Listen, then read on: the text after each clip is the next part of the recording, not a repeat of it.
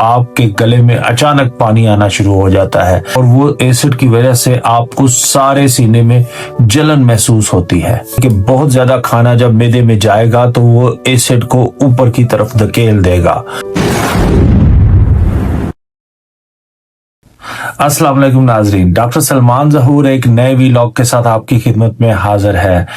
अगर आपके सीने में शदीद जलन होती है या खाना खाने के बाद आपको ऐसा महसूस होता है कि सारे सीने में आग लगी हुई है या इसके साथ साथ खट्टा पानी मुंह में आता है या आप सुबह सो के उठते हैं तो आपको बहुत ज्यादा महसूस होता है कि आपके गले में दर्द हो रहा है या ऐसी सूरत है कि जैसे ही आप खाना खाकर लेटते हैं तो आपके गले में अचानक पानी आना शुरू हो जाता है, ऐसी सूरत है तो ये एसिड रिफ्लक्स हो सकता है। अगर ये सिम्टम्स आपको महसूस होते हैं तो फिर आज आखिर तक इस वीडियो को जरूर देखिएगा, क्योंकि ये एसिड रिफ्लक्स इंतहाई खतरनाक डिजीजेस में बदल सकता है। हम इस वीलॉग में आपको कुछ रेमेडीज बताएंगे, इसकी वजूहात बताएंगे और इससे बचने का क्या क्या तरीका है वो तफसील से बयान करेंगे।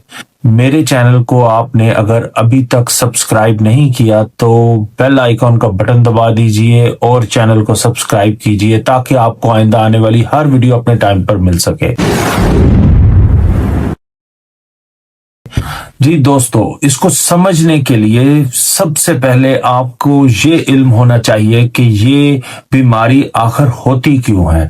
बेसिकली हमारा मैदा जो होता है वो ग़िज़ा को हजम करने के लिए एक बहुत ही स्ट्रॉन्ग किस्म का एसिड इस्तेमाल करता है जिसको कहते हैं हाइड्रोक्लोरिक एसिड। और ये जो खुराक की नाली हमारी गले से सीने से गुजरते हुए मैदे में जाती है, इसके दरमियान एक वन वे वाल्व होता है जो ऊपर से खुराक को तो स्टमक में जाने देता है मगर एसिड को वापस नहीं आने देता। मगर बहुत सारी वजूहात ऐसी होती हैं जिसकी वजह से ये वन वे वाल्व खत्म हो जाता है और एसिड जो होता है वो आपकी खुराक की नाली में आना शुरू हो जाता है। मैदे की जो दीवारें होती हैं वो तो इस एसिड से अपने आप को बचा लेती हैं, मगर जो हमारी खुराक की नाली सीने से गुजरकर नीचे मैदे में जा रही है उसके अंदर ये सहूलत मुहैया नहीं होती, तो वो वहां पर जख्म भी कर सकती है और वो एसिड की वजह से आपको सारे सीने में जलन महसूस होती है। इसकी वजूहात की बात करें तो सबसे पहली वजह जो होती है वो बहुत ज्यादा खाना एक वक्त में होता है।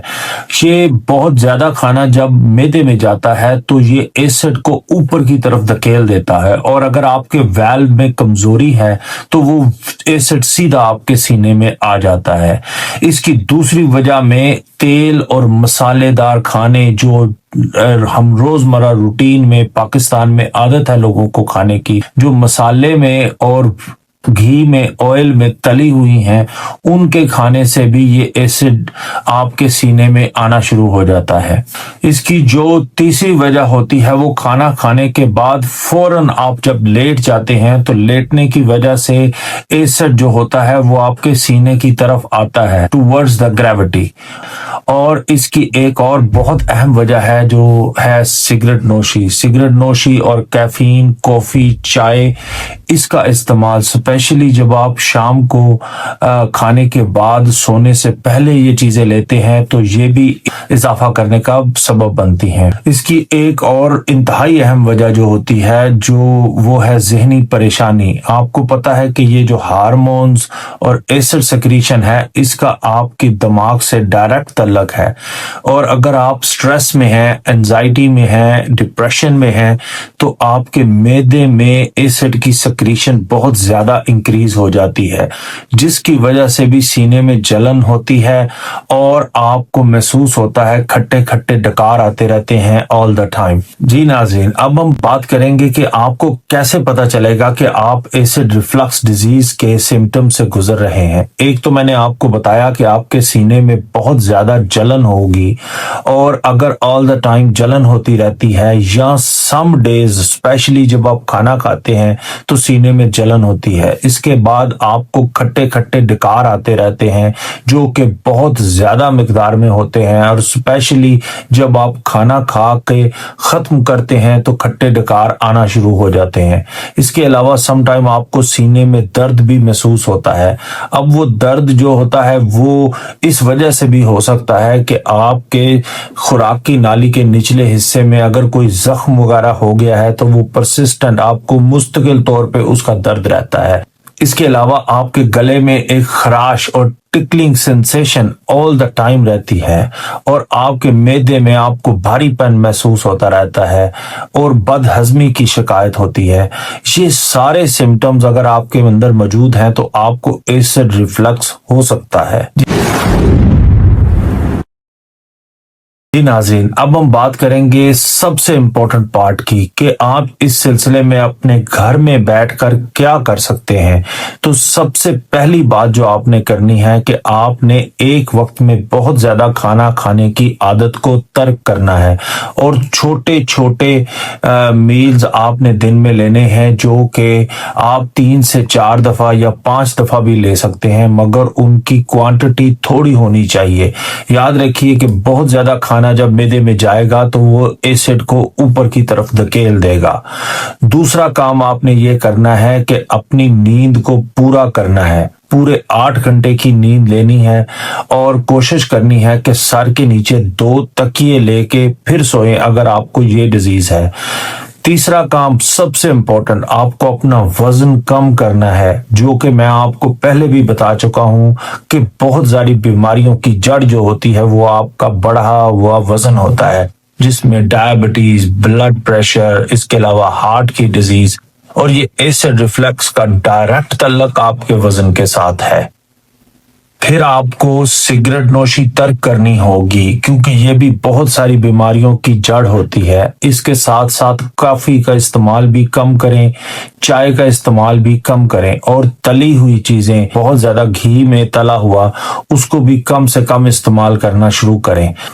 सुबह के वक्त निहार मुंह अगर आप नीम गर्म पानी में थोड़ा सा शहद मिक्स करके लेना शुरू कर देंगे तो उसका भी बेइंतहा फायदा है। इसके अलावा आप थोड़ी सी सौंफ मुंह में रख लें खाना खाने के बाद और इसको चबाते रहें, ये भी बेइंतहा फायदेमंद चीज है। तो याद रखिए कि जहनी सुकून का डायरेक्ट ताल्लुक हमारे मैदे के साथ होता है, क्योंकि इससे एसिड सिक्रीशन और अदर ऐसी रतूबात जो हमारे सीने में जलन पैदा करती हैं, ये उनके साथ लिंक होता है। आप अपने आप को रिलैक्स रखें, काम रखें, और कोशिश करें किसी किस्म की भी कोई भी परेशानी अगर आपको है तो उसका हल ढूंढें, लोगों से गुफ्तगू करें और अपने दोस्त बनाएं। ये सब चीजें इस सिलसिले में बेइंतहा फायदेमंद हो सकती हैं। फ्रूट्स में केला, सेब, खरबूजा, नाशपाती और पपीता ये आपके लिए बेइंतहा हेल्पफुल हो सकते हैं। इनको अपनी रूटीन का हिस्सा बनाएं। इसके अलावा किन्नू, माल्टा, लीमू, अनानास, इनसे जितनी ज्यादा से ज्यादा हो सके आप परहेज करने की कोशिश करें, क्योंकि ये एसिडिटी को इंक्रीज कर सकते हैं। सब्जियों में खीरा, पालक, लोबिया, गोभी, बंद गोभी, ये सब चीजें आप बेइंतहा इस्तेमाल करने की कोशिश करें। इसके साथ टमाटर, प्याज और मिर्चें ये आप कम करने की कोशिश करें। जी दोस्तों, अगर आपने ये तमाम आदत बदल दी हैं, इसके अलावा आपने तमाम परहेज भी स्टार्ट कर दिया है, मगर आपकी सीने की जलन और खट्टे डकारों का सिलसिला अभी तक जारी है, तो ये ऐसा भी हो सकता है कि आपके मैदे में किसी किस्म का कोई जख्म डेवलप हो गया है। तो ये एक ऐसी चीज होती है जिसको आपने फौरी तौर पे गैस्ट्रोएंटरोलॉजिस्ट को दिखाना है, क्योंकि इसका डायग्नोसिस जो होता है वो सिर्फ और सिर्फ स्कोप डाल के ही हो सकता है, या खास किस्म के जरासीम होते हैं जो इसको बढ़ा सकते हैं या इसकी रीजन बनते हैं। तो उनकी बहुत सिंपल सी ट्रीटमेंट होती है।